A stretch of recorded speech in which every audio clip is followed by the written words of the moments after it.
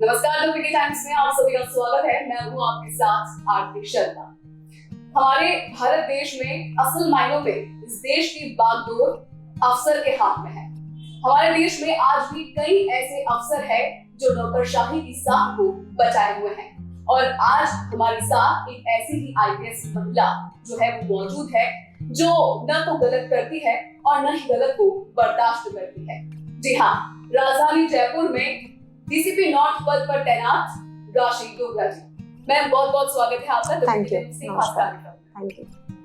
दरअसल मैम, सबसे पहला मेरा सवाल यही रहेगा, इस कार्यक्रम के तहत हम कोशिश करते हैं कि हम थोड़ा पीछे की तरफ जाएं, फ्लैशबैक में, और आपकी लाइफ को कहीं न कहीं जानने की कोशिश करें कि आखिर आज जिस पद पर आप तैनात हैं उसकी शुरुआत कैसे हुई थी?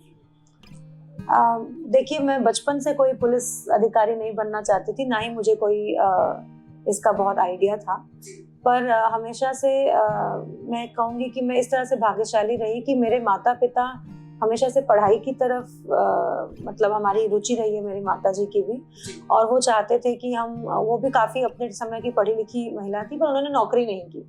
तो हमेशा से मेरे मन में ये इच्छा थी कि मैं इंडिपेंडेंट बनूं, फाइनेंशियली इंडिपेंडेंट बनूं, और मुझे नौकरी करने का वो था, शौक था, रुचि थी। तो मैं कहूँगी कि ये जो उन्होंने हमारे में एक इंडिपेंडेंस की और एक इम्पोर्टेंस ना, अपनी सोसाइटी में आपको कुछ करना है, ये जो था वो पेरेंट्स से आया।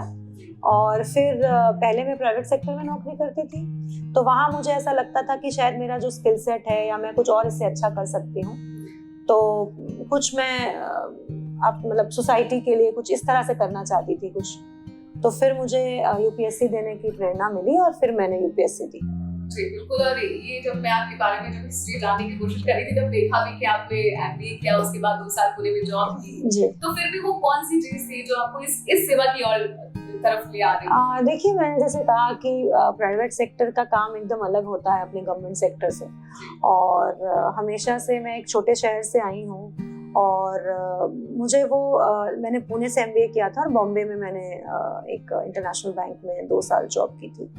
तो वो मुझे इतना उसमें मुझे रुझान नहीं था। मुझे ऐसा लगता था कि चलिए मैंने ये नौकरी पा ली है, पर मैं इससे कुछ जब मैं बाकी अपने कलीग्स को देखती थी तो उनकी थिंकिंग, मेरी थिंकिंग, जो भी मुझे लगता था, तो मुझे लगा कि मेरे अंदर जो काबिलियत है वो मुझे कहीं और उसको, प्रतिभा को, उसका उपयोग यूज़ करना चाहिए, उपयोग करना चाहिए। तो इसलिए फिर मैंने सोचा कि किस तरह से आप, जैसे कुछ लोग एनजीओ ज्वाइन कर लेते हैं, उनको लगता है वो एक सामाजिक स्तर पे, उस स्तर पे काम कर सकते हैं। तो मुझे ऐसा लगा कि क्यों ना मैं सिस्टम का पार्ट बन के सिस्टम में सुधार लाके और किस तरह लोगों तक जुड़ सकूं, तो मैंने फिर ये दिशा चुनी। तो आपको भारतीय पुलिस सेवा में ही आना था या फिर? नहीं, ऐसा नहीं था। देखिए, ऐसा नहीं था। जब आप एग्ज़ाम दे रहे होते हैं तब, क्योंकि मैंने जैसे आपको कहा कि एकदम ही मुझे आइडिया नहीं था इस चीज़ का, तो मैंने जैसे हर कोई भरता है, तो मैंने पहले भारतीय प्रशासनिक सेवा ही भरी थी और सेकंड चॉइस मैंने अपनी भारतीय पुलिस सेवा भरी थी। जब आप सेलेक्ट हुई तो कहीं ना कहीं वो एक उम्र का दौर होता है जब सपने, उमंग, कई सारी तरह की जो फीलिंग्स है वो चल रही होती है, लेकिन जब आपका सिलेक्शन हुआ तो एक जिम्मेदारी वाला भी एहसास कहीं ना कहीं आपको हो रहा था? हाँ, क्यों नहीं, बेशक हुआ था, और वो काफ़ी उत्साह था, काफ़ी एक्साइटमेंट था, काफ़ी खुशी थी कि मेरा चयन यूपीएससी में हो गया है। पर पुलिस में आने से पहले एक पुलिस की छवि अलग होती है जब आप पुलिस में नहीं होते हैं, और तब ऐसा लगता है कि क्या इसकी ट्रेनिंग कर पाएंगे, क्योंकि इतना इस तरह की जो डिफ़िकल्ट ट्रेनिंग होती है वो जनरली महिलाएं अपने आम जीवन में हमारे द्वारा नहीं किया जाता है। कुछ पढ़ाई में रहते हैं, कुछ घर पे रह जाते हैं, या इस तरह हो जाता है, तो इसलिए एक नर्वसनेस भी थी। तो दोनों एक मिक्स सी फीलिंग थी उस समय। जी, ट्रेनिंग का आप यहाँ पर जिक्र कर रही है, और ट्रेनिंग के दौरान बहुत सारी चीजों को एक्सप्लोर करने का हमें मिलता है, तो वो अनुभव आपका कैसा है? देखिए, ट्रेनिंग आप में एक रूटीन पैदा कर देती है। जैसे एक, अगर आप ज़्यादा फिटनेस पे ध्यान नहीं देते, लेकिन ट्रेनिंग जब आप करते हैं, तो जब हम नए ट्रेनिंग में गए थे तो शायद मैं 100 मीटर भी मुश्किल से दौड़ पाती थी, लेकिन at the end of the training हमने 21 किलोमीटर वाली मैराथन भी की है, और हमने लॉन्ग रूट मार्चेस किए हैं, पिट्ठू बैग लगा के, वेट उठा के। तो ट्रेनिंग आपको फिजिकली फिट तो बनाती है, बट एक आपको एक कॉन्फिडेंस अंदर, एक आत्मविश्वास भी जगाती है कि ये आप कर सकते हैं, इससे और भी अच्छा कर सकते हैं। तो ट्रेनिंग का एक वो बहुत महत्वपूर्ण पार्ट होता है। उस समय फिटनेस वाला नहीं, लेकिन एक आप में एक डिसिप्लिन ले आना और आपके अंदर एक आत्मविश्वास पैदा करना कि हाँ, ये आप कर सकते हैं। लेकिन चलिए, ये ट्रेनिंग सेशन की भी बात हो गई। बहुत सारे जो स्टूडेंट्स हैं उनके मन में इंटरव्यू को लेकर बहुत सारे सवाल होते हैं। जब आप इंटरव्यू दे रही थी, क्या कोई ऐसा सवाल रहा हो पैनल द्वारा जिसका जवाब आपने बेहतरीन दिया? देखिए, मैं सभी, जो कि आपने कहा है कि कैंडिडेट्स को इंटरव्यू के सवाल में ज़्यादा वो रहता है रुचि, तो मैं आपसे ये कहना चाहूँगी कि, और सभी कैंडिडेट्स जो भी इंटरव्यू देख रहे हैं, मैं कहना चाहूँगी कि interview is the most easiest part, it is the easiest part I would say of the whole procedure, क्योंकि उसके लिए आप बहुत उसका सिलेबस बहुत वास्ट नहीं होता, और वो आपको एक बायोडेटा भरना होता है जिसमें आप अपने बारे में बताते हैं। उसी बायोडेटा को देख के ही वो आपसे क्वेश्चन पूछते हैं। अगर मैं बैंकिंग सेक्टर छोड़ के आई थी तो वो मुझसे पूछेंगे आप बैंकिंग सेक्टर छोड़ के आप IPS में क्यों जाना चाहते हैं, तो इस तरह के सवाल। उसमें कोई सही और गलत जवाब नहीं होता, वो आपका कॉन्फिडेंस देखते हैं और आप में वो पैशन देखना चाहते हैं कि आप, अगर आप कोई जवाब दे रहे हैं तो उसमें कितनी सत्यता है, या आप किस तरह से उनको कन्विंस कर पाते हैं उस जवाब के लिए। जी। तो उसके बाद जब आप बतौर एसपी आपने बाड़मेर जो पहला जिला है उसकी कमान संभाली, उस दौरान कैसी फीलिंग्स थी? मतलब जोश था, जुनून था, एक तनाव सा लग रहा था, नर्वसनेस थी? नहीं, उसमें कोई नर्वसनेस नहीं थी, कोई मतलब उसमें पूरा जोश था, क्योंकि जैसे आई एम 2012 बैच ऑफिसर, तो मैंने 2019 में मैंने जिला किया, जो थोड़ा डिले था बिकॉज मेरी कुछ फैमिली ऑब्लिगेशंस थे, तो वो था। तो इस वजह से I was excited to join a district, I was very excited to, I mean that was my first district. तो मुझे काफ़ी उसमें मतलब कोई नर्वसनेस नहीं था, और उत्साह था कि अब जो सीखा है अभी तक उसको इम्प्लीमेंट करेंगे, और जिस लिए इस सर्विस में आए हैं तो उसका मौका मिल रहा है। तो उस दौरान बाड़मेर जिले में क्या कोई ऐसी मुहिम आपके द्वारा चलाई गई जो काफी चर्चित रही? बाड़मेर जिले में मैं इनिशियली मेरा पहला जिला था, तो एक बार तो ज्वाइन करते ही लोकसभा इलेक्शंस भी आने वाले थे, और जब भी आप कोई पहला जिला ज्वाइन, मतलब कोई नया जिला ज्वाइन करते हैं, खासकर आपका जब पहला जिला होता है, तो आपको वहाँ की लोकल टोपोग्राफी, लोकल लोगों से बात करना, लोकल क्राइम सिनेरियो, सब कुछ समझने में टाइम लगता है। तो इनिशियल 3-4 महीने तो आपके इसी सब चीज़ों में लग जाते हैं, बट जो मुझे लगता है कि मेरे को वहाँ पे जो मैंने एक शुरू किया ही था कि सुसाइड रेट्स बाड़मेर के, मास सुसाइड्स बहुत होते थे, तो उसमें मेरा मन था कि मैं उसमें कोई आगे काम कर सकूं, पर उससे फिर मेरा ट्रांसफ़र हो गया था। तो कुछ शुरू ही किया था, कुछ NGO से और कुछ प्राइवेट इंडिविजुअल से हम बात कर ही रहे थे, कुछ संस्थानों से, और फिर तो वो एक मुझे लगता है कि पुलिस से हट के अगर कोई काम वहाँ किया था तो वो एक शुरुआत की थी। जी, मेरा अगला सवाल दरअसल ये भी था कि जब आप वहाँ पर बतौर एसपी तो सामूहिक हत्याओं के जो काफी केसेस सामने आए थे, एक केस ये भी था जिसमें एक माँ ने अपने 4 बच्चों के साथ सामूहिक आत्महत्या के जो आए थे, तो ये एक केस था जिसमें मैंने, जहाँ तक मुझे याद आ रहा है, मैंने 6 लाशें साथ में देखी थी, और उसमें ये भी लगा था कि छोटी छोटी बच्चियां तो शायद माँ ने खुद शायद डिप्रेशन में होंगी, या जो भी कारण रहा होगा, उन्होंने शायद उनका अपने साथ वो ले डूबी होंगी, पर जो बड़ी बच्चियां थी वो खुद माँ के पीछे या किसी तनाव में होंगी तो गई होंगी। तो ये जो वो दर्दनाक एक वो अभी भी फ्रेम बना हुआ है मेरे जहन में, वो मुझे अभी भी याद है कि वो मुझे बहुत जी को झंझोड़ देने वाला एक अनुभव था कि 6 एक साथ एक परिवार खत्म हो जाना, और अगर हम इसमें कुछ नहीं कर पा रहे, बहुत असहाय महसूस हुआ था उस दिन की।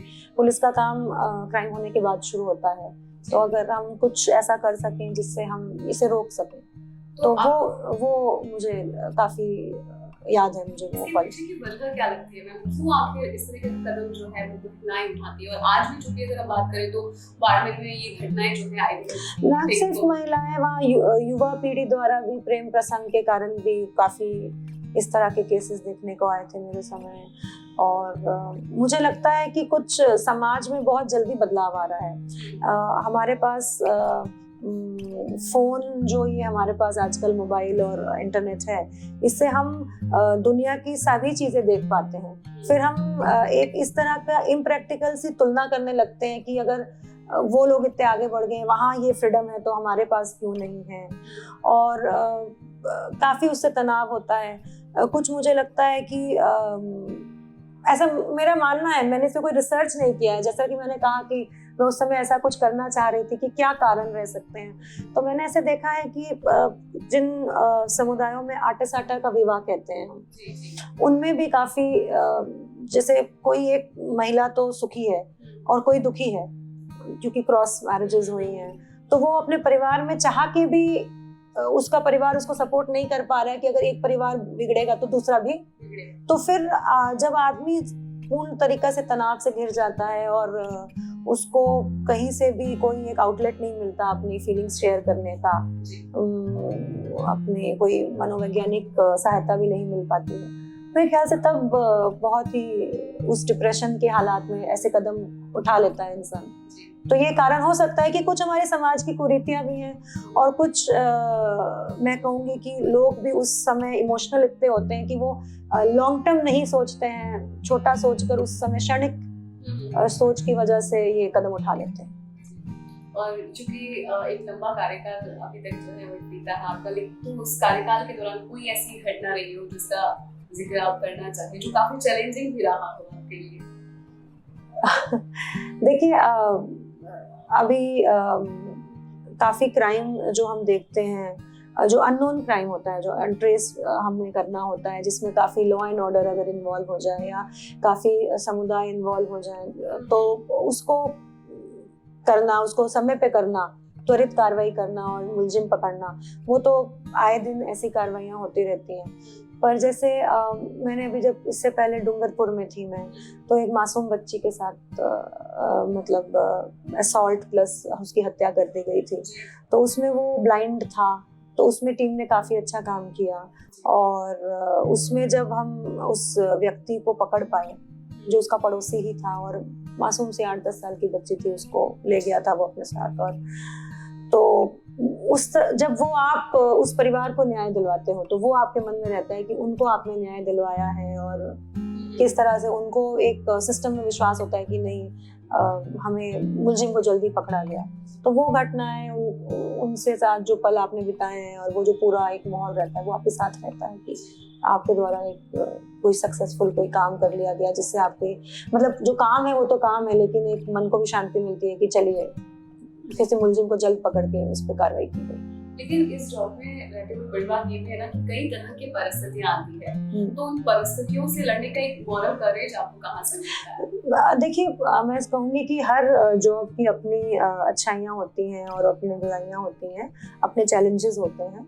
तो एक जब हम यूपीएससी एग्जाम पास करते हैं और हम सब एक यंग एज में ही आते हैं मोस्टली, और हमें इतनी सारी जिम्मेदारियां मिलती हैं, तो हमारी ट्रेनिंग से ही हमको इसके लिए प्रिपेयर किया जाता है। मैं कहूँगी कि ऐसे चैलेंजेस आएंगे, आपके मॉरल फाइबर होना चाहिए कि आप उस चैलेंजेस को फेस कर सकें, और आपके सीनियर्स का सपोर्ट रहता है, आपकी टीम का सपोर्ट रहता है। और जब आपको पता है कि आप कोई काम सही कर रहे हैं तो फिर आपको पता है कि उसका नतीजा गलत नहीं होगा। आप जैसे सत्य परेशान हो सकता है पर पराजित नहीं हो सकता, तो इसलिए आपको अपना काम पे आपके काम पे अपने ऊपर विश्वास होना चाहिए कि आप जो कर रहे हैं वो सही कर रहे हैं, आप लोगों को न्याय दे रहे हैं, जिसके लिए आपको इतने पावर्स दिए हैं सरकार ने, आपको इतना ओहदा मिला है, लोग आपके इतना सम्मान इसीलिए करते हैं क्योंकि आपके पास वो पावर है कि आप किसी की लाइफ में डिफरेंस क्रिएट कर सकते हैं। तो ये चीज़ ध्यान रखिए, अगर आप काम करेंगे तो काम करने में कभी मुश्किल नहीं आएगी, मुझे ऐसा लगता है। जब कोई घटना होती है तो उस घटना की तह तक पहुंचने में जनता किस तरह से आपको सहयोग करती है? देखिए कोई भी घटना होती है तो अगर वो उसमें हमारे जनता का, जैसे अब मैं आज नॉर्थ में हूँ तो नॉर्थ में कम्युनिटी पुलिसिंग का मैंने सही जो कम्युनिटी पुलिसिंग होती है वो यहाँ काफ़ी फेमस है। यहाँ की काफ़ी अच्छी शांति समितियाँ हैं, CLG हैं। यहाँ हर त्योहार से पहले प्रॉपर मीटिंग होती है, आगे बढ़ के जनता हमारा सहयोग करती है, आगे बढ़ के वो मीटिंग्स लेती हैं, हमारे साथ वॉलंटियर्स देती हैं, चाहे वो रामनवमी का जुलूस हो, चाहे वो किसी भी तरह का, अभी मुहर्रम का ताजिए निकलेंगे, तो इतना अच्छा कॉपरेशन है यहाँ। तो बिना जनता के सपोर्ट के तो हम काम कर ही नहीं सकते। और किस तरह से निजी जिंदगी और प्रोफेशनल लाइफ में एक सामंजस्य बिठा पाती है, खुद के लिए वक्त निकाल पाती है? देखिए, ऐसा निजी जिंदगी और प्रोफेशनल लाइफ में सामंजस्य बिठाना एक इंडिविजुअल पे डिपेंड करता है। कुछ लोग बहुत मतलब अगर आपकी किसी भी लाइफ में बैलेंस नहीं है, अगर आपके पर्सनल लाइफ में आप इग्नोर कर रहे हैं तो वो आपके प्रोफेशनल लाइफ को इफेक्ट करेगी, आप अपनी प्रोफेशनल लाइफ को इग्नोर कर रहे हैं तो वो आपके पर्सनल लाइफ को इफेक्ट करती है। तो एक कंप्लीट ह्यूमन बीइंग, एक कंप्लीट होल ह्यूमन बीइंग होने के लिए मेरे ख्याल से बैलेंस बनाना पड़ता है, टाइम निकालना पड़ता है, और फैमिली का सपोर्ट बहुत ज़रूरी होता है। अगर हम अपनी प्रोफेशनल लाइफ में व्यस्त हैं तो होता है कि हम कभी अपने परिवार पे समय नहीं दे पाते हैं, तो उस समय फैमिली अंडरस्टैंड करती है। क्योंकि फर्स्ट जिस पोजीशन पे आप हैं या जिस पोजीशन पे मैं हूँ, अपनी प्रोफेशन के ऊपर ज़्यादा ध्यान देना पड़ता है, क्योंकि ये कोई नॉर्मल 9 to 5 जॉब नहीं, इसमें आप पे बहुत जिम्मेदारियां हैं। तो आई वुड से कि family has to be more understanding. आप रहने वाली उड़ीसा के संबलपुर की है, हाँ। शादी आपकी जोधपुर में हुई, तो इसके पीछे क्या कहानी रही? क्या संस्कृति को अपनाने में कुछ दिक्कत हुई? आपकी फेसबुक पर एक फोटो भी देखी थी जिसमें आप पूरी राजस्थानी पारंपरिक वेशभूषा में नजर आ रही है, तो कर्तव्य भी आप बेहतर तरीके से निभा रही है और कहीं न कहीं एक सामाजिक जिम्मेदारी अगर हम कहें तो वो भी बखूबी निभा रही है। मैं उड़ीसा से बिलोंग करती हूँ। I am born and brought up in Orissa, but मूलतः हम कहीं और से हैं, तो मुझे कभी कोई दिक्कत नहीं हुई उड़ीसा में भी रहने की। मैं शुरू से, हम चौथी पीढ़ी हैं उड़ीसा में। मैंने पढ़ाई भी पुणे से की है, जॉब भी बॉम्बे में की है, मुझे वहाँ भी कोई दिक्कत नहीं हुई। जब मैं राजस्थान में आई, मुझे बहुत अच्छा परिवार मिला, और मैं अपने कस्टम्स भी फॉलो करती हूँ और मैं अपने हस्बैंड के साइड के कस्टम्स भी फॉलो करती हूँ। तो जैसा देश वैसा भेष, और जहाँ रहती हूँ बहुत आनंद से रहती हूँ। और जब, जैसे आपने पोशाक बोला, तो जब पोशाक पहनना होता है तो पोशाक पहन के एंजॉय करती हूँ, जब वर्दी पहननी होती है तो उसमें गर्व लेती हूँ, और जब पर्सनल स्पेस में रहती हूँ तो उसमें खुश रहती हूँ। आज बहुत सारे ऐसे युवा जो UPSC की तैयारी कर रहे हैं, उन्हें आप क्या कहना चाहेंगे? क्योंकि बहुत सारे जो स्टूडेंट्स हैं उन्हें लगता है कि ये बहुत कठिन है, हम नहीं कर पाएंगे। तैयारी के दौरान भी वो कहीं ना कहीं ये सोचते हैं, इसको लेकर क्या? नहीं, देखिए, कठिन तो है, नो डाउट ये कठिन है, और इसमें 3 फेज में होता है, इसमें स्टेप बाय स्टेप होता है। किसी भी एक स्टेप में अगर आप सक्सेस नहीं हो पाती है आपकी, तो आपको वापस वो साइकिल पूरी शुरू करनी पड़ती है। तो निराशा भी होती है, जो स्वाभाविक है, और मेहनत खूब करनी पड़ती है। मैं ये नहीं कहूँगी कोई शॉर्टकट है इसके लिए, बट एट द एंड मैं डेस्टिनी में विश्वास रखती हूँ। तो मैं सबसे यही कहना चाहूँगी कि आप पूरी मेहनत करें, और बाकी आपके अगर भाग्य में ये लिखा होगा तो आपको ज़रूर मिलेगा, आपको इससे कोई रोक नहीं सकता। और जब मैंने भी ये प्रिपरेशन शुरू की थी तो मुझे इसका कोई आइडिया नहीं था, बस मैंने मन में सोच लिया था कि हाँ UPSC देना है। लेकिन जब मैंने प्रिपरेशन शुरू की तो मुझे पता चला इतने सब्जेक्ट्स होते हैं, इतने इसमें मतलब और भी अंदर गहराई में गए तो ये भी पढ़ना पड़ेगा, ये भी पढ़ना पड़ेगा, पढ़ाई छोड़े हुए टाइम हो गया था। तो फिर इसलिए प्रिपरेशन में अपने ध्यान दें, और अगर आपको कहीं से गाइडेंस मिलती है तो वो आपको हेल्प करेगी, और मेहनत करें। मैं तो यही कहूँगी कि इसमें ऐसा कुछ ना सोचे कि हम नहीं कर सकते, इसमें ऐसा कुछ नहीं है कि कोई नहीं कर सकता। मेरा बस इतना ही बोलना है। इस जॉब में रहते हुए कभी मतलब ये भी हुआ कि आप के लिए वक्त नहीं मिल पाता, या अगर मी टाइम मिल भी रहा है तो उसमें आप क्या करना पसंद करती हैं?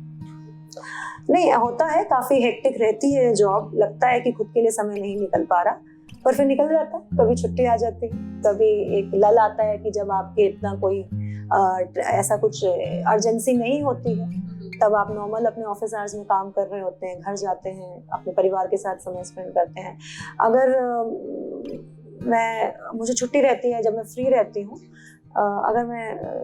तो मैं घूमना पसंद करती हूँ। अगर छुट्टी मिल जाए तो आई लाइक टू ट्रैवल, और मुझे अच्छा लगता है कि मैं अपने दोस्तों के साथ समय बिताऊं। वो जो समय है कुछ किताब पढ़ना पसंद है, मूवीज देखना पसंद है। तो अगर घर पे रहते हैं तो किताब पढ़ लेते हैं, कोई पिक्चर देख लेते हैं।